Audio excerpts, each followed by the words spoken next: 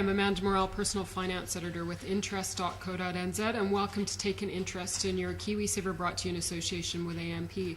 I'm joined again today by Chris Douglas, as the co-head of research for Morningstar New Zealand. Welcome back, Chris. Hey Amanda, thanks for having me. So today we're going to talk about the new disclosure requirements and reporting requirements for KiwiSaver providers. That's coming down the pipe. That'll be introduced sometime next year, and that was under the by request of the government. In the last budget they announced that was coming down, and so just to prepare us for a new look and new information and a universal reporting standard. So Chris is going to walk us through a sort of mock-up and explain to us what key information we should be looking for. But to start, Chris, I wanted to ask you, last week we had a request or a suggestion that KiwiSaver providers ought to get rid of gross performance reporting. The suggestion by the Retirement Policy and Research Centre was that this was a meaningless figure just because of the different ways that funds are put together and bought and priced out, and the tax that they pay on particularly equities bought overseas. So do you think that would serve any good purpose for KiwiSaver providers at the end of the day to figure out how much return they're making on their retirement savings?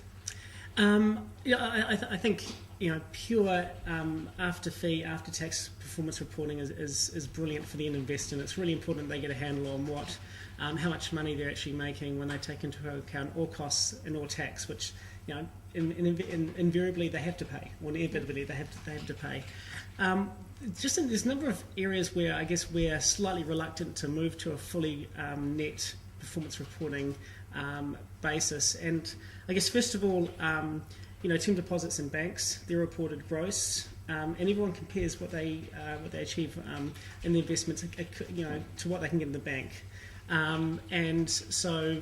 I think it's it can be a little bit misleading to actually have one area such as KiwiSaver reporting after-tax returns, term deposits, and which is so universally and publicly disclosed and everyone sees them, aren't.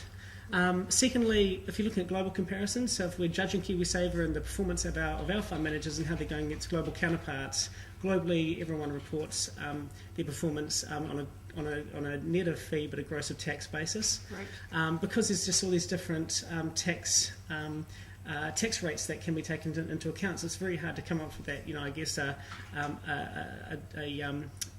one-size-fits-all tax rate. You have to go with the highest tax rate, which is what we've done for after-tax returns. Yeah. But again, what happens for those who are retired and not working on a lower tax rate? So right. It's there's a number of the different variables to take into account there. And that's why we're slightly reluctant.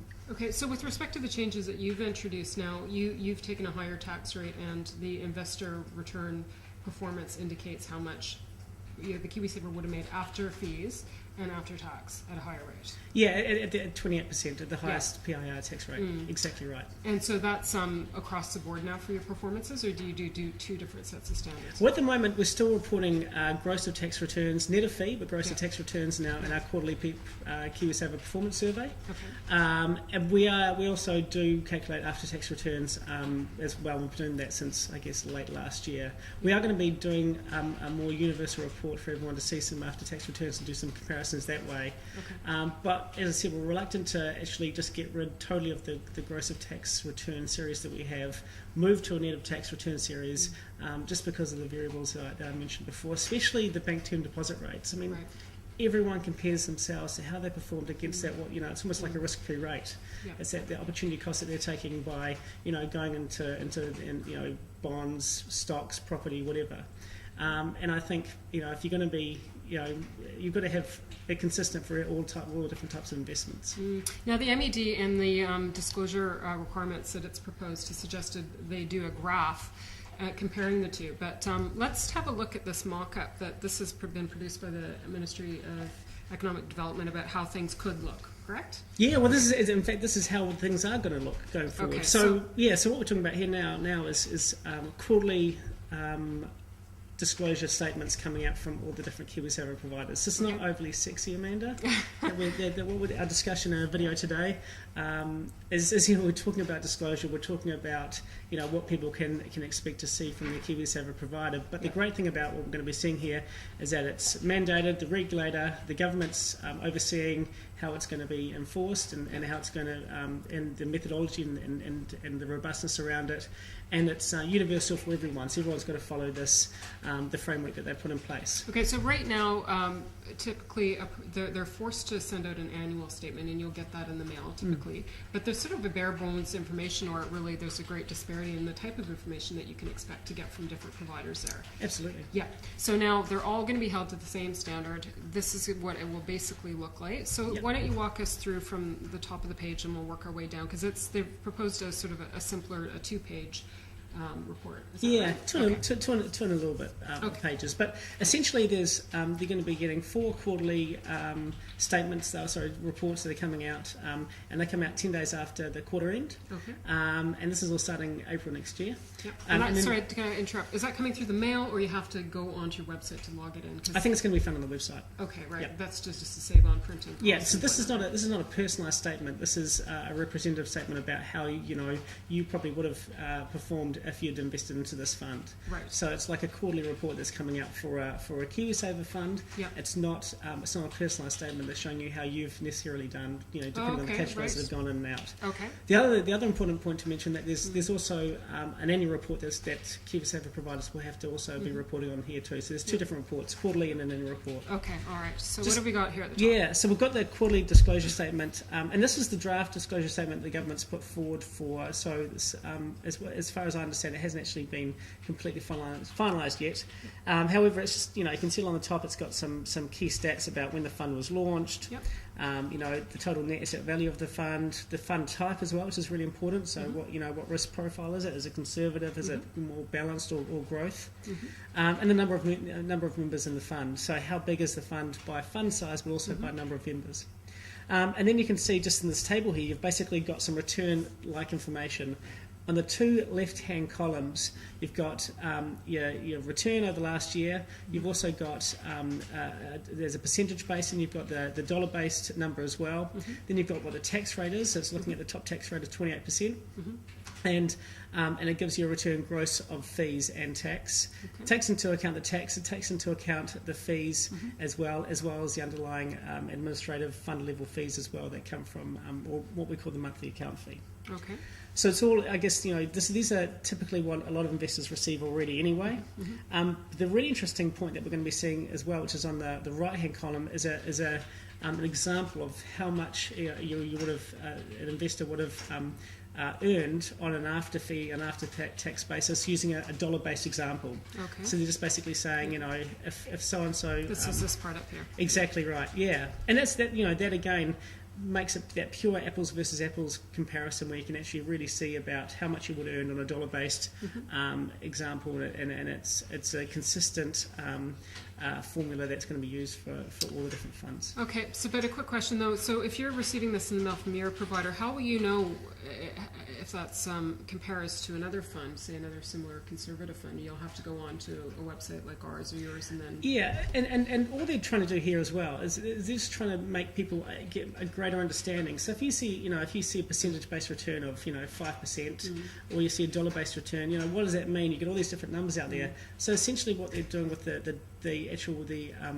example of an investor in here, the hypothetical example, is just giving people a greater understanding about the true costs and the return of the performance that they've had, using a different type of way of looking at it and being able to understand it. Okay, great. And so let's go down a little bit further, and we've got a breakdown of fees and costs. And yes. So you've, I think we do it, and you do it as well, express this as a total expense ratio, where you add it all up and figure out how much a percentage is coming off your fund on an annual basis, correct? I mean, we do it in a slightly different way. We actually just get the total, we actually just get us for the total expenses of the fund. We don't add up any of these underlying fees. We just get all the different fees, because Again, what you'll see here is you've got the other fees and costs. Yep. It does include all of them exclusively. Right. So these are just the things to be aware of. So if you've got an establishment fee, if you've got if there's any contribution fee that goes into account, for example, every time I add to my KiwiSaver investment, is there a cost that is borne by making lump sum contributions or the regular contributions? Okay. Is there a withdrawal fee, transfer fee, switching fee? All these different types of. There's lots of fees. There are a lot of ways that fund managers can charge investors, and this is just a great way for people just to have a look at and see, whether or not there are. On the plus side, a lot of KiwiSaver providers will actually say that there are no fees when it comes to transferring, establishing, contributing, things like that. So you'll find, whilst it might look a little bit scary now, you'll find in many cases the value of $1 is zero for a lot of KiwiSaver providers. Okay. But it's they have to report it if they do have it. Yeah, okay, so less sneakiness, more transparency, which is always a good thing. Absolutely. And now the return of whole fund, again, is that we're just going back to performance for that? Exactly. And this is just your typical performance that people would understand, of the fund and how it's performed since inception, or, to that date period, which is a 1 year period. Okay, now let's go to the second page, and this is where they're showing us some graphs, correct? Yeah, this is where you get probably getting a little bit more meaty information as well. So you get a little bit of historical information and some asset allocation and holdings information. So first of all, the graph that you'll see at the top there, on the left-hand side is just showing the return net of fees on a calendar year basis. So from 2008 through to 2011. Okay. And then the fees as well, it's showing what the fees have been each calendar year from 2008 through to 2011. So you've got to remember that KiwiSaver started, really for most fund managers, started in the fourth quarter of 2007. So for a lot of these illustrative examples, it started for the calendar year of 2008. Okay, excellent. And the fees here, now I guess obviously they're going to fluctuate depending on how well the fund has performed as well. So that's just to give you an indication of. Yeah. And this will and also this information we're unsure of whether or not. I don't think it'll be updated on a year-to-date basis, so you're not going to see, for example, 2012 year-to-date. So that information is really just illustrative. It'll only be updated actually annually. Okay, all right. And now, so portfolio holdings. They're going to the top 10 investments. That's great for people to know. So it's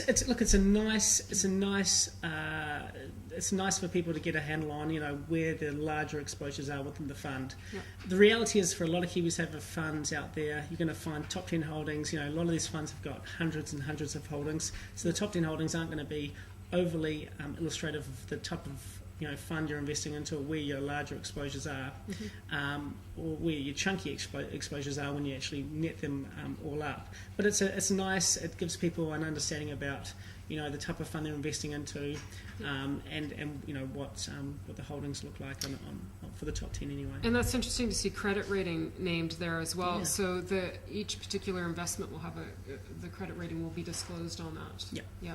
Exactly. Okay. And the cool thing I like about the top 10 though is that you can actually start doing some comparisons for your own KiwiSaver fund, because this comes out every quarter. So you can say, well, how much has it changed since last quarter? And what's been happening within the fund. And if there are dramatic changes, then you can see that fund moves around quite a lot. Yeah. But it's it's quite an interesting point.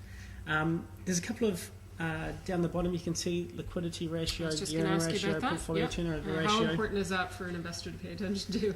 Well, again, I think it's in many ways most investors won't pay any attention to these at all. Yep. But again, it tells a story. And, each of those points is really a video for us to do here to just give people more familiarity about what they are and how they are. Liquidity ratio essentially looks at how quickly the fund will be able to be sold down if it needs to. Yep. Gearing ratio means how much has the fund manager borrowed any money to actually invest into assets. So have they done any leverage or anything like that to actually maximise a return. And portfolio turnover shows how often the fund manager is actually buying and selling stocks on an annual basis as well. So they're kind of interesting data points, but they can be a little bit more complicated for your average investor. And how easy will that be to report? Because with some of the funds where they're funds of funds, and they've got overseas investors, and it's a very complex structure. I mean, will that be readily apparent and reportable? Like, yeah, look, fund managers should be able to get all this information on an aggregated basis for sure. It does get a bit more complicated, you're right, and it does get a bit more technical, but that's where, the government needs to make sure they're very clear on the methodology and the framework behind those 3 data points so that everyone adheres to them on a consistent basis, and that will happen. Okay, well, we'll definitely get you back in to break those down when it gets closer to the time. Again, we've just got a pie graph showing the investment mix. That's the different asset classes you're invested in. Yep. Yeah. And again, very broad asset classes as well, so not getting overly caught up in the detail here, but giving people a nice snapshot about where their money is. Right, and so if you were in a growth fund, you could expect to see, the equities part taking a bigger piece of the pie, and cash and fixed income smaller. And at the same time, it's going to be great for people to have a look at these past reports. Once you start to actually get a catalogue of these reports, to look back over time and see how much the asset allocation changes. Yeah. Okay. Beautiful. And now coming down to here, significant changes in key personnel. Why should we care about this? Well, this is I think significant changes. You're not going to see a lot going on here, but it's where there's been a product change or there's been a mandate change within the fund, and this is great where they have to actually go out there and highlight it. All current investors and prospective investors, and it's going to be it's going to be date stamped in there as well, so for people to see what's happening within the fund over time. So I think it's really important to have those points in there. It'll be interesting to see how much they get populated, but if you don't ask, you don't get. No, and this is something that you follow as researchers and pay pretty close attention to as well, and use as part of your rating system. Absolutely. Yeah. Absolutely. Okay. And then finally, key personnel. I think this is really important, Amanda. I really like this one a lot because at the end of the day, when you're investing in a KiwiSaver product, you're investing within an investment team who are going to be, following the process and philosophy of the KiwiSaver provider. And you don't want to see too much turnover with the people, but at the moment there's no disclosure on who the people are running the fund.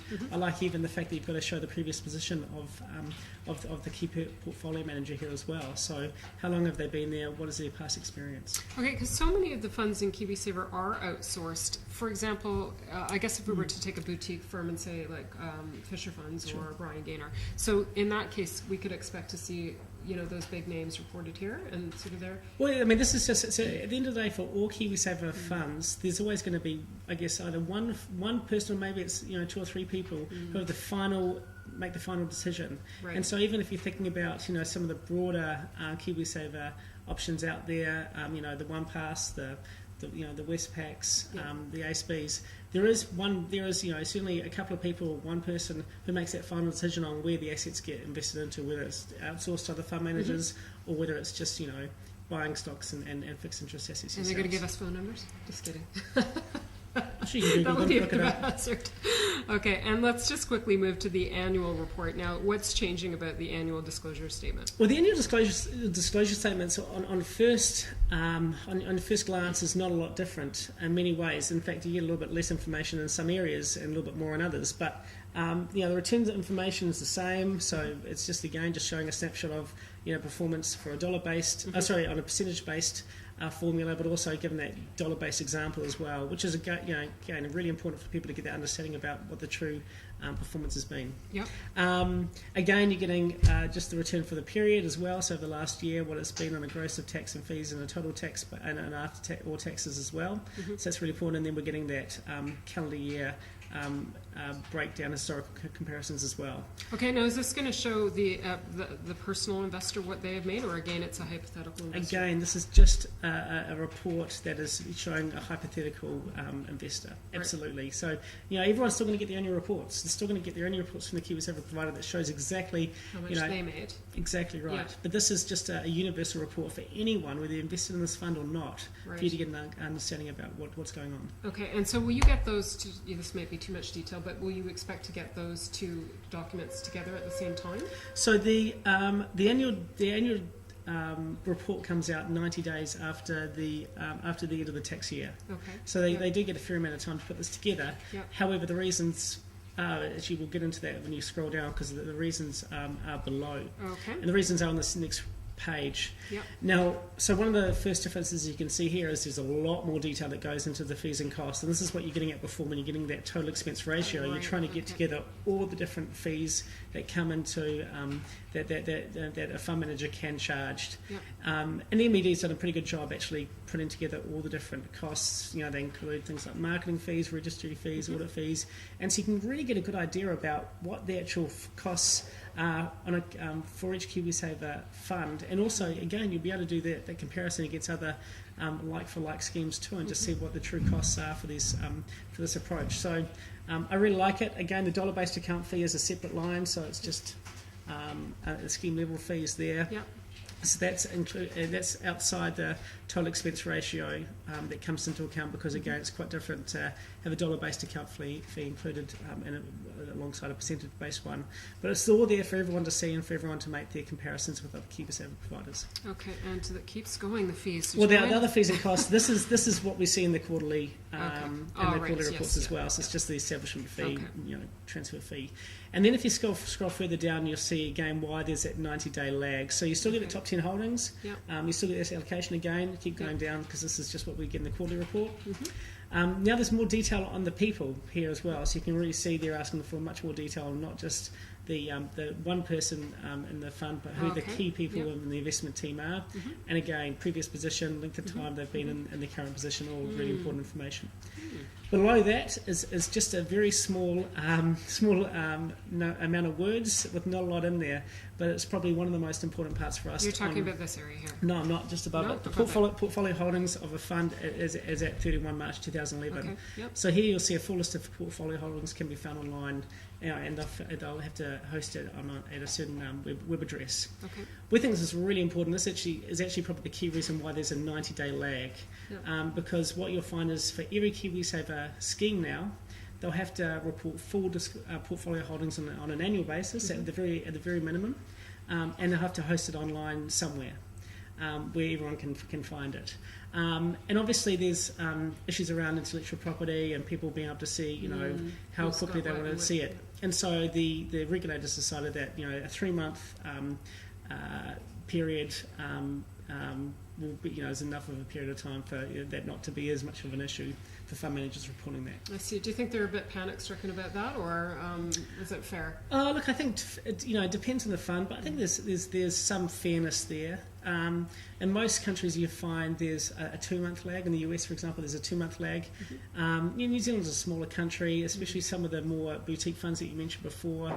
They don't turn over a lot of their assets, too much. And people can have a look at what they're doing and might try and front run their portfolio. I think it's a bit of a beat up. I don't see it happening too much, but you've got to be cognizant of these issues for sure, and certainly the regulator has been. Okay, excellent. Chris, Douglas, thank you so much for walking us through all that, and we'll definitely go through that in a bit more detail and a bit slower as the time draws nearer. I'm Amanda Morrell, Personal Finance Editor with interest.co.nz, and this has been Take an Interest in Your KiwiSaver, brought to you in association with AMP.